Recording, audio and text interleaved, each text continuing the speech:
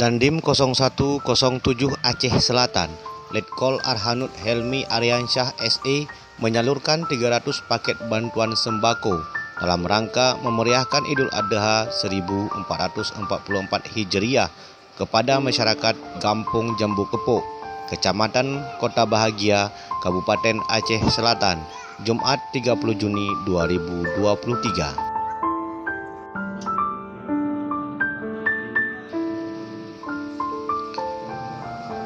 Dandim mengatakan bantuan itu bersumber dari Mabes TNI, yakni sebanyak 300 paket yang terdiri dari beras, minyak goreng, teh, mie instan, dan kopi.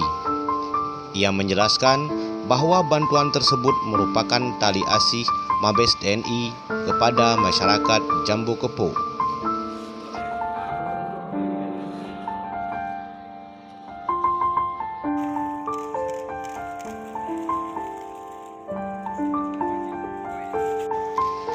Penyerahan bantuan sembako tersebut diserahkan secara simbolis oleh Dandim Aceh Selatan kepada masyarakat setempat dengan disaksikan para Pasikodim 0107 Aceh Selatan, Kecik Kampung Jambu Kepuk, perangkat kampung, dan unsur Forkopimcam serta Babinsa dan Babin Kamtipmas.